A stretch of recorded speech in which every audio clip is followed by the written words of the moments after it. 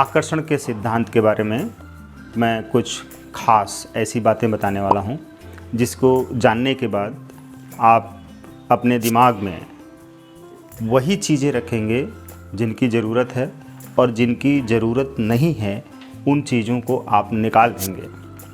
देखिए, हमेशा आज तक यही होता आया है। जितने भी सफल लोगों ने अपनी ज़िंदगी बदली है और वो कभी अपने जीवन में बचपन से जब बड़े हो रहे थे तब उनकी ज़िंदगी वैसी नहीं थी जैसी ज़िंदगी आज है। आज आप इस वीडियो को देख रहे हैं।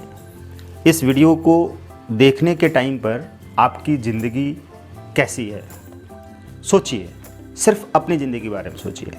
अभी आपके पास क्या है? आपके पास जो शरीर है, इस शरीर के द्वारा आप जिन वस्तुओं का इस्तेमाल कर रहे हैं, संसाधनों का इस्तेमाल कर रहे हैं, आपके पास आपके अकाउंट में कितने पैसे हैं, खाली है अकाउंट या कर्ज में है या भरा हुआ है। आप ध्यान दीजिए। आपके पास कोई गाड़ी है तो वो गाड़ी लोन पर है। अगर लोन पर है तो क्या आप उसकी ईएमआई टाइम पर दे पा रहे हैं या नहीं दे पा रहे हैं। आपके पास घर है, अगर वो लोन पर है उसकी ईएमआई टाइम पर दे पा रहे हैं या नहीं दे पा रहे हैं। अगर आपके पास कोई लोन नहीं है, सिर्फ कैश है, तो आप अपने आप को, अपनी तस्वीर को, प्रेजेंट तस्वीर को अच्छी तरह से देखिए, समझिए आपका खान पान कैसा है। खान पान के साथ साथ में आपका व्यवहार आपके घर में कैसा है, आपकी पत्नी के साथ, आपके बच्चों के साथ, आपके माता पिता के साथ, आपके परिवार के साथ, और आपका डेली रूटीन कैसा है।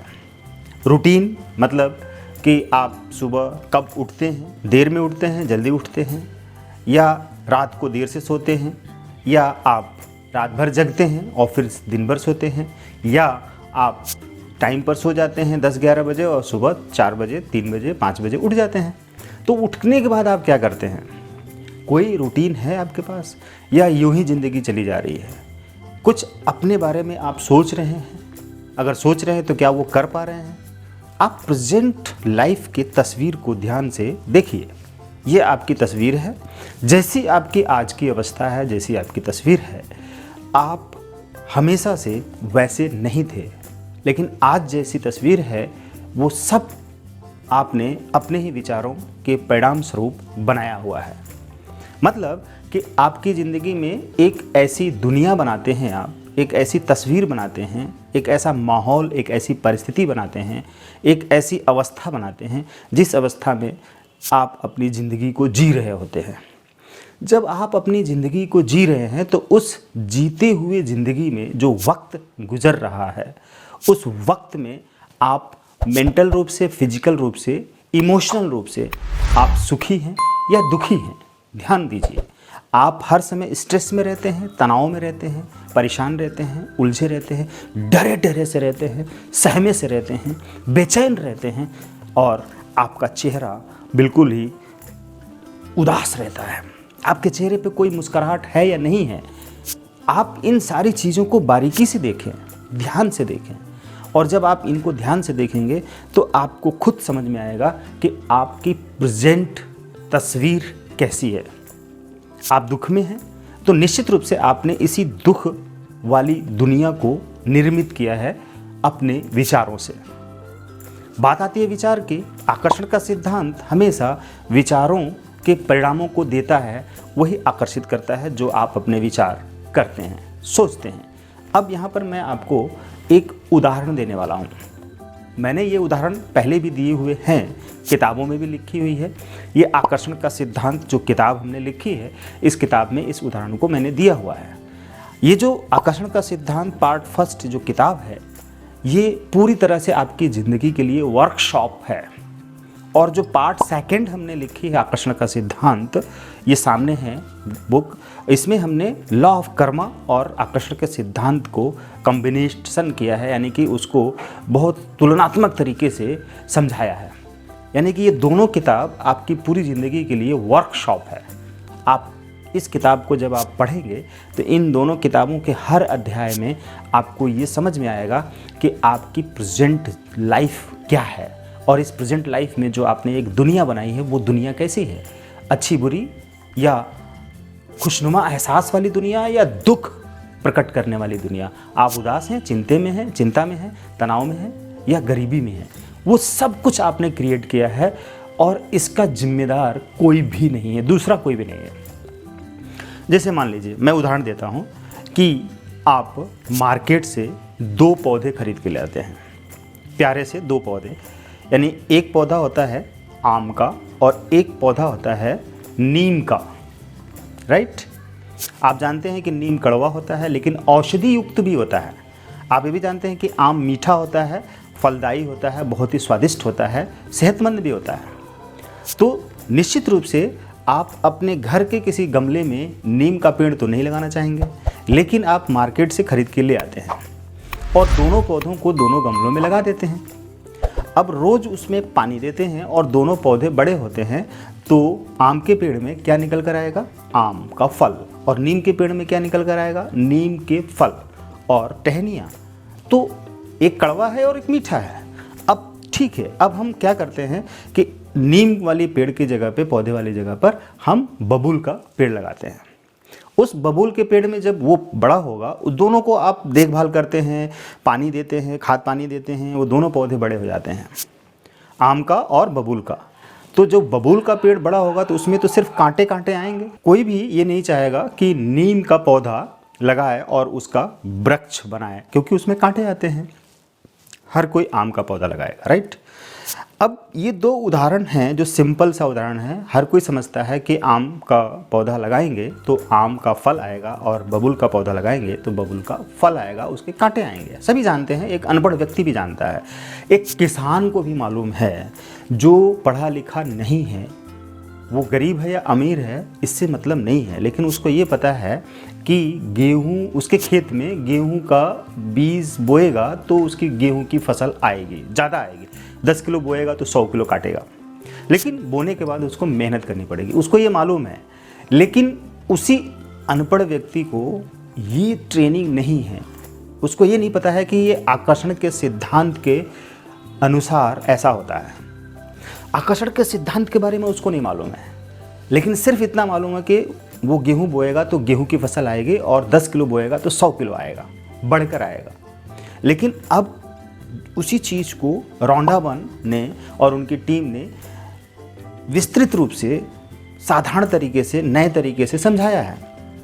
और इसी बात को हमारे संतों ने ग्रंथों में और वैदिक ग्रंथों में, जितने भी ग्रंथ हुए हैं उन सब में, हर धर्म के ग्रंथों में ये बोला गया है कि आप जो बोओगे उसका कई गुना आप काटोगे, जो बोओगे वही काटोगे। तो सिंपल सी बात है। लेकिन जब हम बात करते हैं आकर्षण के सिद्धांत की, जिसे हमने नए तरीके से समझा है, सुना है और नए तरीके से हम लोग परोस रहे हैं, और आकर्षण का सिद्धांत यानी कि लॉ ऑफ अट्रैक्शन एक वायरल शब्द हो गया है। और इस वायरल शब्द के द्वारा हर कोई सोच रहा है कि अब मैं कुछ ऐसा करूँगा, यानी कि इस नियम के आधार पर कि मेरी ज़िंदगी में सब कुछ बहुत तेज़ी से आ जाएगा। ऐसा मत सोचिए आप कि सब कुछ बहुत तेज़ी से आ जाएगा और अचानक आ जाएगा और कम मेहनत में आ जाएगा, बिना मेहनत में आ जाएगा। ऐसा नहीं है। ये उसी चीज़ को यहाँ पर एक्सप्लेन किया गया है इस रूप में, आकर्षण का सिद्धांत नाम देकर, जो आज से सदियों से हमारे पूर्वज करते आए हैं, सदियों से करते आए हैं कि हर चीज़ का विस्तार होता है। तो आप जरा सोचिए कि जो ये आपका मस्तिष्क है, दिमाग, जिसे हम मन भी कहते हैं, तो इस मन में आप किस तरह के विचार रखते हैं, विचार रूपी बीज। आपको उन सारे विचारों को अपने मन से बाहर निकाल देना है जिन विचारों के दुष्परिणाम मिलते हैं। जैसे अगर आप गुस्से में रहते हैं, चिंता में रहते हैं, तो गुस्सा और आपको आएगी, चिंताएं और आएंगी, वही आकर्षित होंगी। आपकी लाइफ में ऐसी परिस्थिति बनेगी, आप हर किसी से लड़ाई कर रहे होंगे, छोटी छोटी बातों को लेकर लड़ रहे होंगे, रास्ते में जा रहे हैं तो दूसरी गाड़ियों के लिए आप गालियां दे रहे होंगे कि कैसे चला रहा है। आपकी लाइफ में सिर्फ लड़ाई हो जाएगी और उसकी वजह से आपको स्ट्रेस होगा, चिंताएं होंगी। घर में आएंगे तो आप उसी बात को बोलेंगे घर में अपनी पत्नी से, बच्चों से, अरे देखो गाड़ी चलाने वालों को ढंग नहीं है, रास्ते पर लोग चलते हैं ठीक से चला नहीं पाते हैं, कैसे कैसे गाड़ी मोड़ देते हैं, तेज़ भगाते हैं। इन बातों को घर में आप लेकर आएंगे। या ऑफिस में आपने देखा कि आपके साथी, आपके पास वाले, आपके कलीग, आपके जूनियर सीनियर जो भी बैठे हैं, उन लोगों के द्वारा किए गए कार्यों में आपको नकारात्मकता दिखाई दे रही है, आपको गुस्सा आ रही है, चिढ़ आ रही है। आप या तो उनको कह रहे हैं या तो मन में सोच रहे हैं, घर में भी आप आकर उसी तरह की बातें कर रहे हैं, तो घर में भी वो नेगेटिव माहौल आपका हो रहा है। तो ये जो आप व्यवहार कर रहे हैं सुबह से लेकर रात तक, वो व्यवहार जो आप सोच के साथ कर रहे हैं, सोच के आधार पे कर रहे हैं, तो वो सब कुछ आपके इस कॉन्शियस माइंड के द्वारा सबकॉन्शियस माइंड रूपी ज़मीन में जाके शिफ्ट हो रहा है, यानी कि बोया जा रहा है। वो व्यवहार के बीज, विचारों के बीज सब कुछ बोया जा रहा है और वो बढ़ता जा रहा है। तो नकारात्मक परिस्थिति बन गई है, नकारात्मक दुनिया आपके जीवन में बन गई है।